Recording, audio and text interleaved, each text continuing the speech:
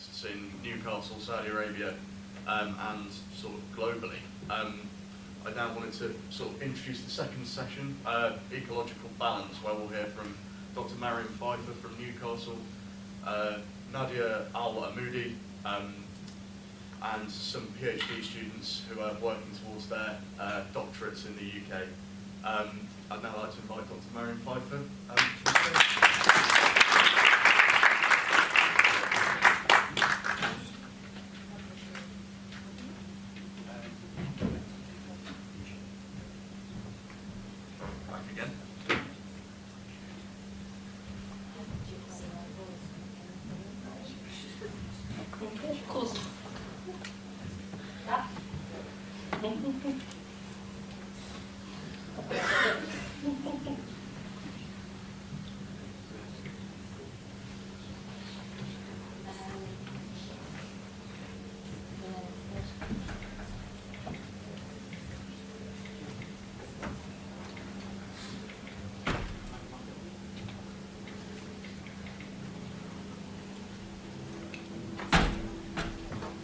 Good morning, everyone. I'm Dr. Marion Pfeifer. I'm an associate professor here at Newcastle University in Landscape Ecology and Management. I will also talk here in my role as co-director for the fairly recently established Center for Climate and Environmental Resilience. And what I will do is I will take you to SDG 15, live on land. And there is a reason for that. This is because life on land includes all of us. It includes people, it includes wildlife, it includes agriculture, ecosystems, forests, waters, deserts, everything on land. And it also feeds into all the other SDGs. Without life on land, we cannot have zero hunger, zero poverty, we cannot have clean air, clean water, and we cannot have climate action. What I will do is just to guide you through the talk, and I will try to stand here close to this table because I have nothing to put that thing on. I will talk on three things, primarily related to research that I have been involved in as a lead and as a collaborator in quite different parts of the world, and you can see on the map where this research and teaching has been taking place. And I will also talk about some of the teaching that has been happening as well, I was at Newcastle University, but also in my roles beforehand at Imperial College London in the UK and University College London. So three parts to that talk. That is trees and forests for climate change mitigation, biodiversity change in response to land use change, in response to climate change, but also because biodiversity is important for food security. And the last part I will focus on more and apply how to apply the science to improve land cover, and that is restoration and management for biodiversity, which is always high on the policy agenda internationally, but also for people, for human well-being. I start with the first one, and that is the trees and the forests for climate change mitigation.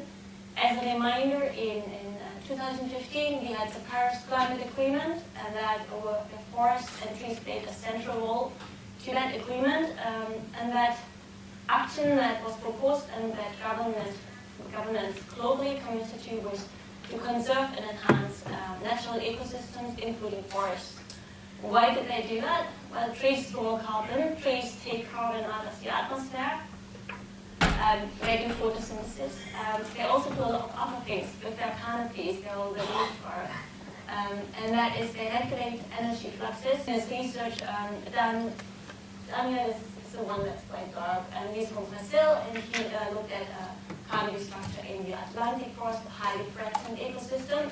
Then there is our PhD student Alain in Cameroon, and he looks for us in Tanzania and in Australia to look at canopies. He looks at lianas and how forests recover from disturbance.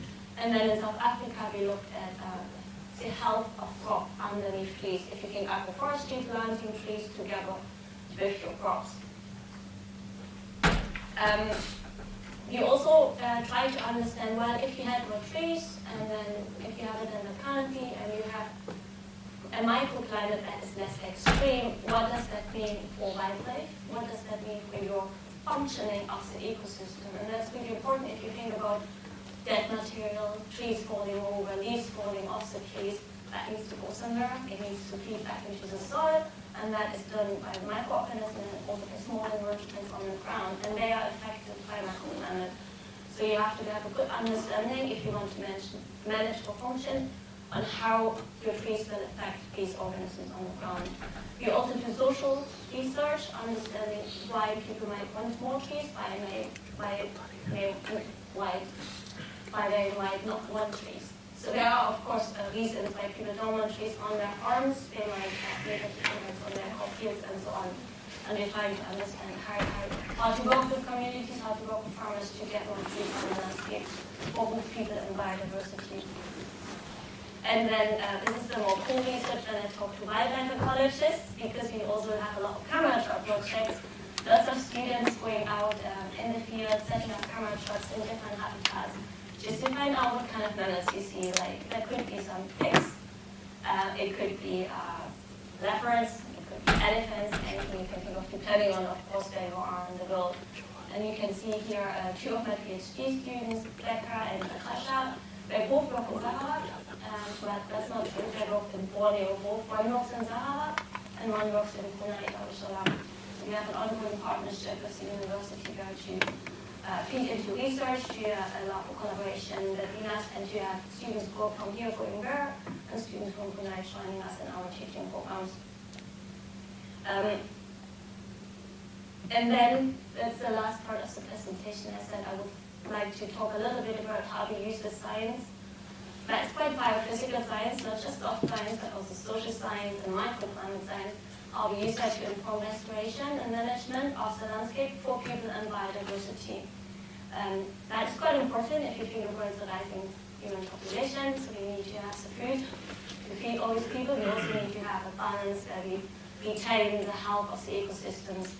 And we are very clear in our research lab and in the research group I work in and I associate and collaborate with, that we want to do that together with the people, not top down and telling them what to do. And that is sort of materializing in quite two recent projects that are working globally as well as in Tanzania and Sub-Saharan Africa. And it's all about working with people to define restoration objectives. What do they want in a given landscape and how to get there.